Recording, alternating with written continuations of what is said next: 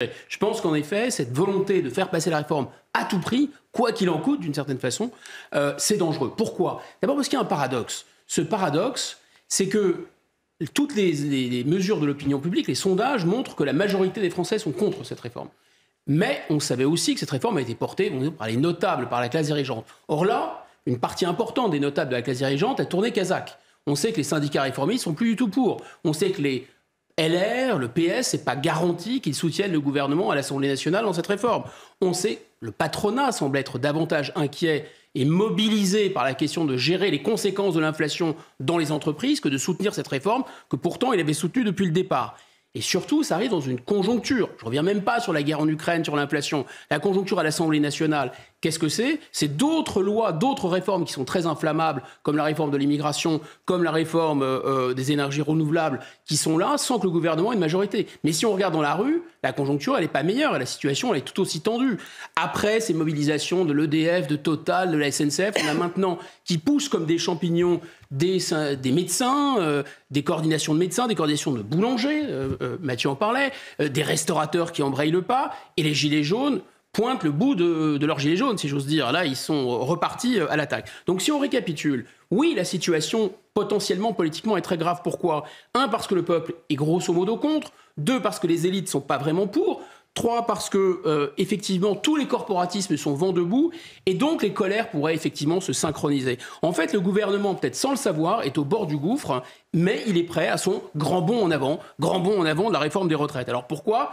Comme on disait à l'époque des maoïstes, parce qu'il est dos au mur. Alors pourquoi il est dos au mur ?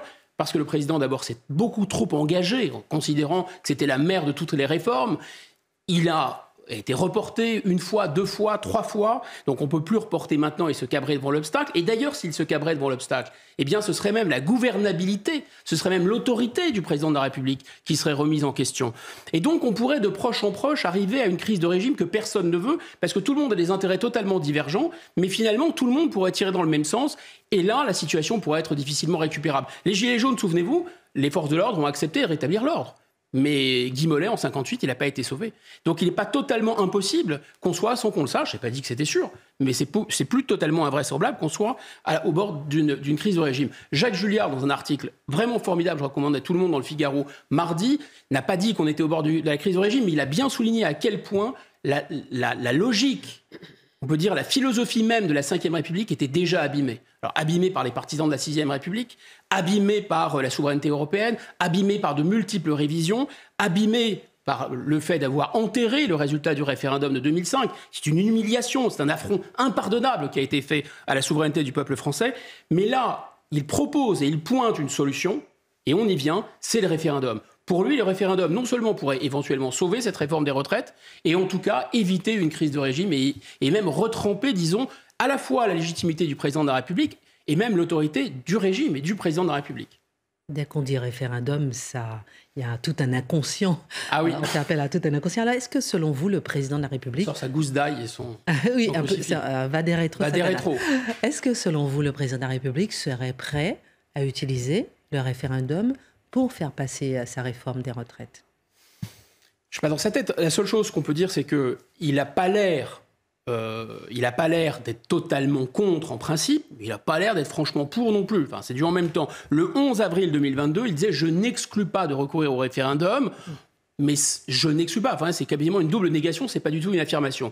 En fait, le président de la République, ça a beaucoup filtré, est tout à fait contre le fait d'utiliser le référendum pour l'instant pour faire passer cette réforme des retraites. Alors pourquoi ? Il mobilise 3 arguments qui sont des arguments assez classiques chez les contempteurs du référendum. D'abord, il dit et répète, les gens qui ont voté pour moi ont donc automatiquement voté pour la réforme des retraites.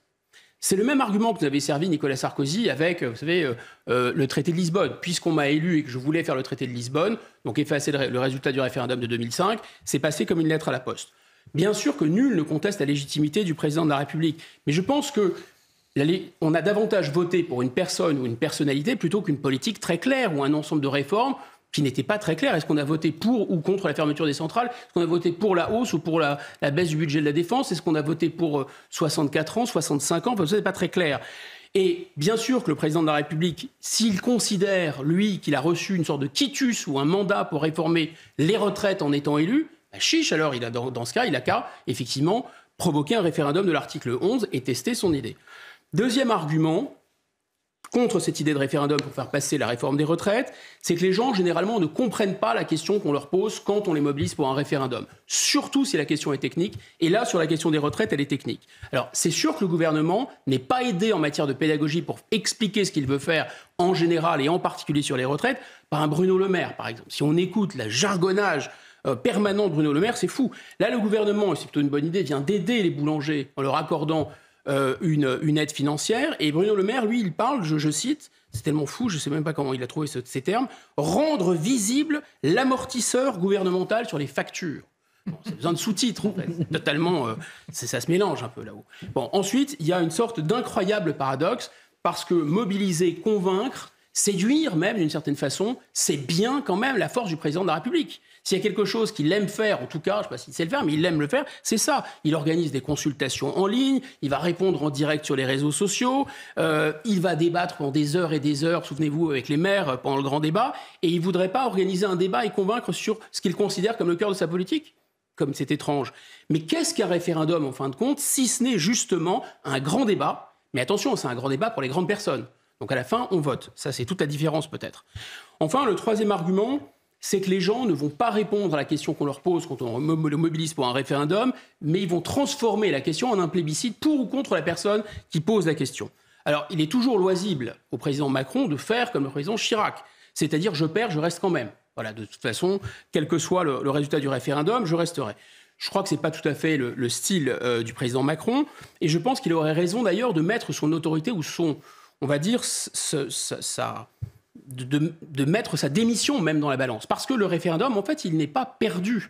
Ça serait assez conforme à la philosophie des institutions que le président de la République, par-dessus les partis, par-dessus les corporatismes, j'avais même tendance à dire, à l'intérieur même de chaque Français, il peut y avoir des contradictions, on est bourré de contradictions. C'est vraiment conforme à la philosophie des institutions que le président de la République soit garant de l'intérêt général et on appelle au peuple pour trancher une question qui, justement, qu'il considère aussi essentielle. Et Jacques Julliard le dit très bien, pour quelqu'un qui veut rentrer dans l'histoire, rendre la parole au peuple, c'est plutôt un beau risque à prendre, même si c'est un risque. Ne peut-on pas avoir raison contre le peuple qui peut se tromper?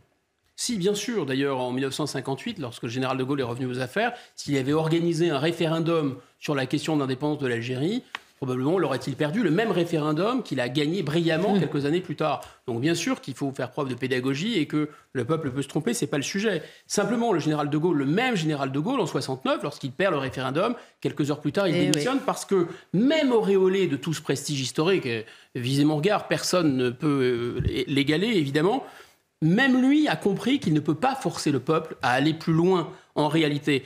On ne peut pas imposer sa propre vision de l'intérêt général à l'expression même de l'intérêt général qu'est la souveraineté du peuple. Mais encore faut-il se rappeler que le patron, c'est le peuple.